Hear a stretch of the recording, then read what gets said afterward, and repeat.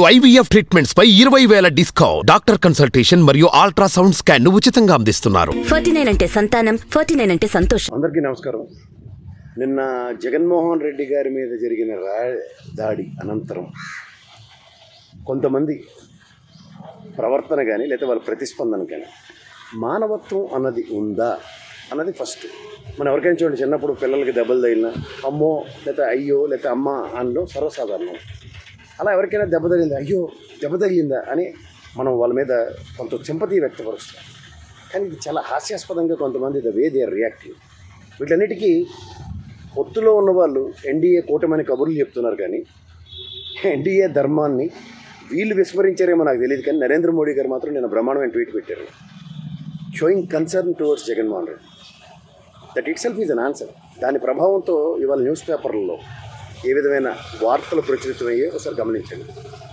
మీరు ఇంకొక విషయం గమనించండి, గతంలో పట్టాభి మీద దాడి జరిగినప్పుడు పతాక శీర్షికన ఒక ముఖ్యమంత్రి గారి మీద దాడి జరిగితే దానికి ఇచ్చిన ఇంపార్టెన్స్ ఒక పచ్చల పేపర్లో. సో ఇవన్నీ మీరు గమనిస్తే వాస్తవానికి ఒక కాన్స్పిరసీని డ్రైవ్ చేయడంలోనూ అడ్రస్ చేయడంలోనూ వాళ్ళు ఎంత ప్రిపరేషన్తో ఉన్నారో ఒకసారి గమనించండి. ఇవాళ అంత జన సమూహం ముందు ఒకడు సాహసించడం, ఆయనకి గాయపరచడం అంటేనే చిన్న విషయం కాదు. ఆయన ఒకరికే కదా, అక్కడ ఉన్న వెల్లంపల్లి శ్రీనివాస్ గారికి కూడా దెబ్బ తగలడం అన్నది గమనించగలిగితే ఇది ఒక కుట్రపూరితమైన, దీనికి వెనకాల ఒక బ్యాక్గ్రౌండ్ బిహైండ్ ఒక నెరేషను అన్నది క్లియర్గా కనబడుతుంది. అది ఎట్టించి డ్రైవ్ అవుతుందో ఎలక్షన్ కమిషన్ దానికి వాళ్ళు ప్రతిస్పందించిన విధానం కనుక చూసుకోగలిగితే వాస్తవానికి దీంట్లో నిజాలు ఇంకా బయటికి తేవాల్సి ఉంది. సంబంధిత అధికారులు దాని మీద వర్కౌట్ చేస్తున్నారు. వాస్తవాలు ప్రజలకి తెలియపరచబడతాయి. కానీ మీరు ఒకటి గమనించండి, దీంట్లో ఒక ముఖ్యమంత్రి స్థాయి కలిగిన వ్యక్తికి ఈ విధమైన సెక్యూరిటీ మనం ఇస్తున్నామంటే, మొన్న ఏ ప్రాతిపదిక మీద Z+ కేటగిరీ ఈ లోకేష్ లాంటివాడికి ఇచ్చేసారు ఏమీ కాకుండా అసలు ఏముంది ఆయనకి? ఇవాళ భద్రత లోపమా, అయితే ఆయన చుట్టూ ఉన్న వలయం కింద ఏర్పడవలసిన బాధ్యత కలిగిన వ్యవస్థ కూడా ఒక దుర్భేద్యం కానీ ముఖ్యమంత్రి గారి సెక్యూరిటీని కూడా ఛేదించబడుతున్నాయి అన్నప్పుడు ఈ చంద్రబాబు నాయుడు గారు ఇజోండు అంటే ఒక అట్ల పెట్టుకుని రెడీగా అడ్డుకుంటూ ఉంటారు ఆ Z+ కేటగిరీలో. అలాంటివి జగన్మోహన్ రెడ్డి గారికి కూడా అవసరం అన్నది కొట్టొచ్చినట్టు కనబడుతుంది. ఎందుకంటే ప్రజాస్వామ్యంలో ఈ రోజు దాకా ఆయన జనాల్లోకి రావట్లేదు, జనజీవనంలో లేరు, ఎంతసేపు తాడేపల్లి భవనంకే పరిమితం అవుతారని అపహాస్యం చేసిన వాళ్ళకి ఇవాళ జనాల్లోకి వస్తే ఆయనకు వచ్చే ప్రతిస్పందని, ఒక లా అండ్ ఆర్డర్కి కంట్రోల్ చేయలేనంత నిస్సహాయ స్థితి పోలీస్ వ్యవస్థ ఉంది అన్నది కొట్టొస్తే కనబడుతుంటే కూడా ఇలాంటి వ్యక్తి నిరంతరం ప్రజల్లో ఉంటే ఏమై ఉందనో ఒకసారి ఆలోచించుకోండి.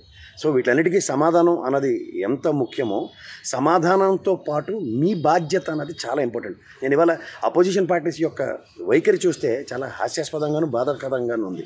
ఎందుకంటే ఆ విధమైన ట్వీట్లు కానీ, రాయి ఎక్కడి నుంచి వచ్చిందా, రాయి విసిరినవాడిని అడుగు ఎక్కడి నుంచి వచ్చిందో చెప్తాడు, లేదా రాయి విసరడానికి పంపించిన వాడిని అడుగు వాడు సమాధానం చెప్తాడు. ఎంత బాధ్యతారాహిత్యంగా, ఎంత నిర్లజ్జగా ఒక ప్రజాస్వామ్యంలో మనం ఉంటూ సాటి మనిషికి కూడా కన్సర్న్ చూపించిన వాళ్ళు ఒక 5 కోట్ల ప్రజలకి ఏ విధమైన కన్సర్న్ చూపిస్తారో అన్నది ఒక పెద్ద ప్రశ్నగా మిగలబోతుంది. ఎందుకంటే బాధ్యత కలిగి బాధ్యతారాహిత్యంగా వ్యవహరించే ఈ ప్రజాస్వామ్యంలో ఉన్న పార్టీలకి ప్రజల యొక్క రేపొద్దున ప్రజలకే ఇలాంటి దెబ్బలు తగలొచ్చు, రాళ్ళ దాడులు జరగవచ్చు, ఎవరో ఒకరిని వాళ్ళు కొట్టుకోవచ్చు. సంఘీభావాలు ప్రకటించరా? ఒకళ్ళ పక్కే బాధ్యతలు తీసుకుని ఇంకొక పక్క బాధ్యతలను విస్మరిస్తారా? సమన్యాయం అన్న పదానికి అర్థం పరమార్థం ఏమైనా తెలుసా మీకు? సమన్యాయం పాటించవలసిన మీరు కూడా న్యాయాన్ని అన్వేషించి సంబంధిత వ్యక్తులు వాళ్ళని ఐడెంటిఫై చేసి బయట పెడతారన్న దాని మీద ఏ విధమైన కన్సర్న్ మీకు కనబడకుండా ఎంత దీనిగా మాట్లాడతారని నేనైతే ఊహించలేను. ఇది ప్రజాస్వామ్యం, ప్రజల నిర్ణయానికే ఇలాంటివి కొన్ని వదిలేయాలి. ఇకమేటైనా జగన్మోహన్ రెడ్డి గారు ఆరోగ్యాలతో బయటకు వచ్చి ప్రజా జీవనంలో ప్రజల శ్రేణుల్ని సమాయత్తం చేయడానికి, ఆయన రాజకీయ ప్రస్థానాల్లో మళ్ళీ అధికారం రావడానికి, ఆయన ముందుకెళ్ళడానికి ప్రజాస్వామ్యంలో ప్రజలు సహకరించాలి. అంతేకాని ఏ విధమైన రాళ్లదాళ్ళు, ఆయన మీద రాక్షస పాలన అన్నదానికి రాక్షసుల్లో ఎవరు ప్రవర్తిస్తున్నారో ఒకసారి గమనించుకోమనండి. మనం ప్రజల ఇతిబాదులు తీర్చడానికి ఉన్న ముఖ్యమంత్రిగా ఆయన చూడండి. ఆయన ఒకవేళ చేయగలిగితే చేయించుకోండి, చేయలేకపోతే 2024లో మీరు సమాధానం ఇచ్చేస్తే నేపథ్యం మీ దగ్గర ఉంటుంది. అంతేకాని ఇలా రాళ్లదాళ్ళు, ప్రత్యక్ష పరోక్ష దాళ్ళు ఇవి కాదు కదా ప్రజాస్వామ్యం అంటే.